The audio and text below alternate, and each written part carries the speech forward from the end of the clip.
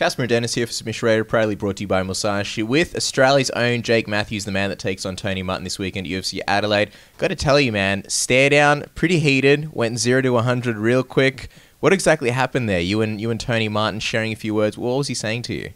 Just talking. He's just been talking on social media, and I don't buy into that stuff. So he was just mentioning that I haven't replied to anything. I said I don't talk on social media. I'll let my, whatever I do in the octagon, do the talking, and we'll just leave it for Sunday. I think he was saying to you that he believes you're scared, that you were sort of spooked, and he was sort of trying to get into your head. Do you think that sort of fell a little bit short there?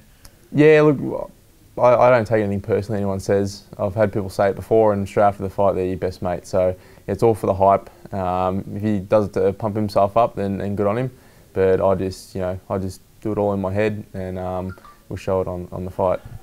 Tony Martin is a guy that has a little bit of a chip on his shoulder. He kind of feels like people are underestimating him, and he's sort of lost in the shuffle. Did you see his performance at UFC 229, and what did you think of it? Yeah, I've watched pretty much all of his fights. He's definitely picked up his striking game in the last couple of fights. So I'm happy to stand up. I think he's happy to stand up. So it'll probably be majority on the feet. I don't think he's. I think I agree. People underestimate him. I just think he doesn't have social media following and hasn't created that name for himself that other fighters in the top 20 have. But that doesn't mean he's any less dangerous. I think he's a really dangerous opponent, and I'm pretty excited to go in there and have a brawl with him. It's interesting because for this, you were on social media looking for an opponent, and it didn't look like people were really putting up their hand. And you even tweeted out that you'll even possibly take a fight at middleweight. Sort of explain the process to us.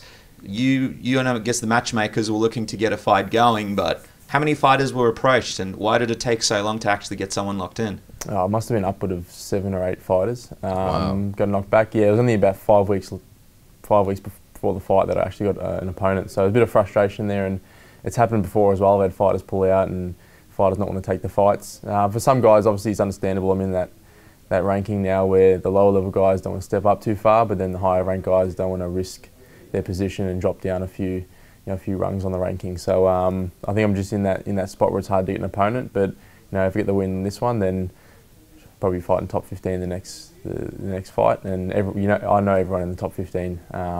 There's no easy fights there. So yeah, looking forward to that.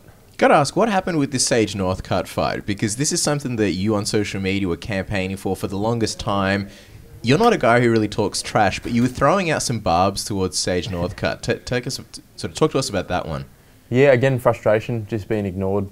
Him just not, replying to anything that I put up. I think I wanted to get that fight going before before one of us were out of the UFC, which has happened now, or before we were both too old and we weren't the young guns anymore. I think, but that's obviously we missed that opportunity now. I think when we were both 20, 21, it would have been a good fight. Would have been a big fight to make, sort out the sort of pecking order in the young guys in the UFC. But like I said, that dream's gone now. So I don't think we'll get that opportunity again. It's funny because it's a fight that people still hit us up about, whether it's in YouTube comments or Twitter. Jake versus Sage would have been a great fight. And just sort of talking on that sort of, I guess, throwing out barbs towards him, you threw out a few accusations on social media, and it sort of seemed a little bit, I guess, unlike you. Was that just because you wanted to sort of get that fight with him, or is it something you genuinely believe about Sage? Yeah, it's just probably the only, I take any fight the UFC give me, but that was one fight that I wanted to try and make happen just because, like I said before, it was a big fight and it just made sense. It was a bit of fun as well. I don't normally do it, but all the fans seem to like it. So, yeah, but I kept it tasteful at the same time. I wasn't really ragging him out or calling him names, anything too disrespectful.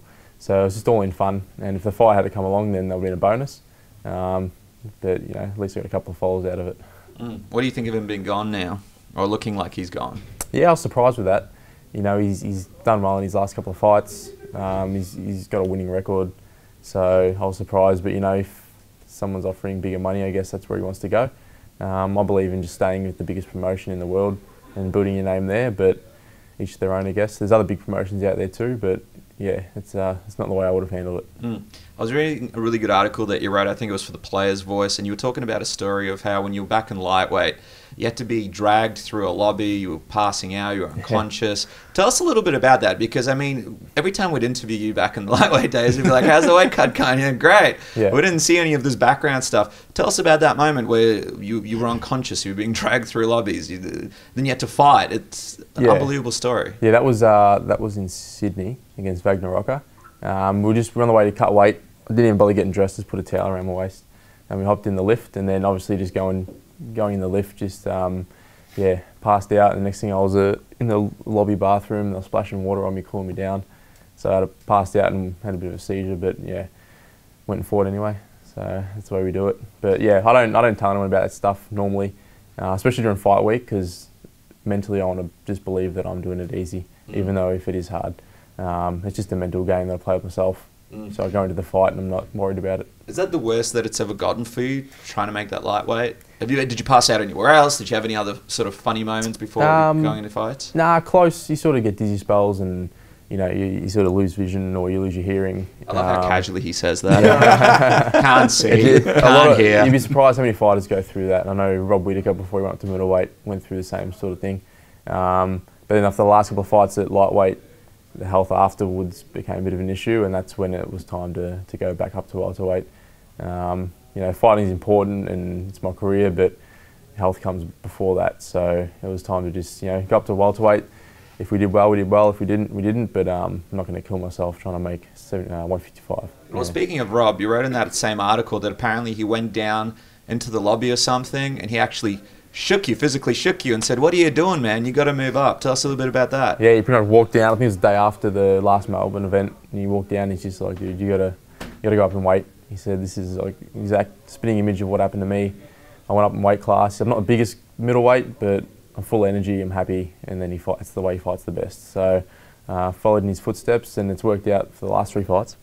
Rob's sort of like not the most animated guy. He's very sort of, even keel. Was this, I guess, the most animated you've seen Rob? And did he actually grab you and shake you and sort of, make a big point to get his point across to you?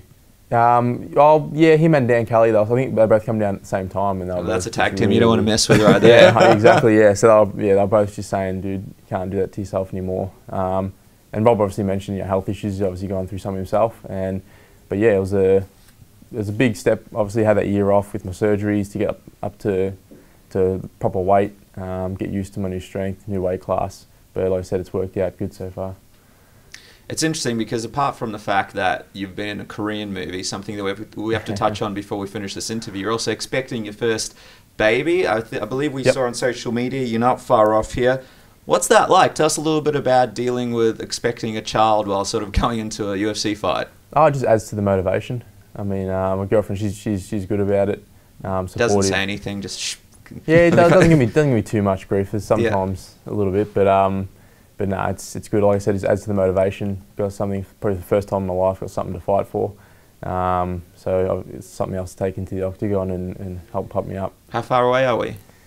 4 to 6 weeks. Mm-hmm. And do you guys know the gender of the baby yet? She does, I don't. She doesn't know. I'm old school. I'm gonna wait. Some good names for the baby: Gladys, Regina, any kind yeah, of names. Right. Dennis, Casper, Justin. I'll just Christian. pick it up and whatever it looks like, that's what I'll call it. Sage. My friend just had a baby a week and a half ago and named it Sage. Goodness. You'll be calling it out very shortly, right? Maybe I'll get a fight with that Sage. Yeah. Talk to us about this Korean movie. How did that all come about for you? What was that experience like? We just got an email one day from a casting agent, and they just said the director was looking at fighters, and it was filmed in California, and plenty of fighters in California, but they wanted me to come over and jump in the movie. So haven't done one before, so I thought, why not? If it's the only one I do, then at least I can say I've done it. So we went over, good experience. I mean, Koreans are all lovely people, so it was a nice crew. They made it really, really comfortable. And we were there for a week and a half, filmed the movie, and then went back home and started preparing for the fight. Well, I was going to say, what was the movie about? Did you play a fighter? Like, that's why they wanted fighters? Pretty much, yeah. Played a UFC fighter in a fight in a MMA fight. So method actor. Yeah, it was pretty easy. Just do what I normally do. It was a bit of fun, so it was good. Is that something you're looking to do one day, you think? Maybe get on Neighbours or Home Away, give the acting thing a bit of a go? Who knows? It could, we've done this one movie now, so it could possibly lead to more, but fighting is my bread and butter, so I'll stick to that. And whatever we do afterwards, we'll sort that out. Let's quickly talk, before we wrap up, just quickly your thoughts on the welterweight division. It's pretty pumping at the moment. Obviously, you've got the RDA fight coming up this week. You've also got, it looks like Covington versus Tyron Woodley for the title. Ben Askren sort of in the fold, fighting Robbie Lawler. What do you think of the sort of makeup of the division right now? I suppose you'll be starting to fight some of these guys if everything goes to plan this weekend. Yeah, hopefully, like I said, I could be jumping into the top 15 after this fight. You know, You all the versus George divisions. St. Pierre. That'd be the dream fight. He's my favourite. I don't know if I could punch him in the face. I like him that much. That's It'd what be everybody hard. says, yeah. But then they see the paycheck and then it happens. Yeah, that's true. But yeah, I mean, all the divisions have their ups and downs. I think the welterweight is the most consistent division. I mean, you know, we're fit, fast, and strong. Sort of everything from all our divisions in one. So yeah, I think, you know, at the moment even more so, like you said, with the inclusion of Ben Askren and the other big fights coming up. So I mean, it's always a packed division. So, and I always wanted to be a welterweight. So it's good to be back here now and hopefully make a home here.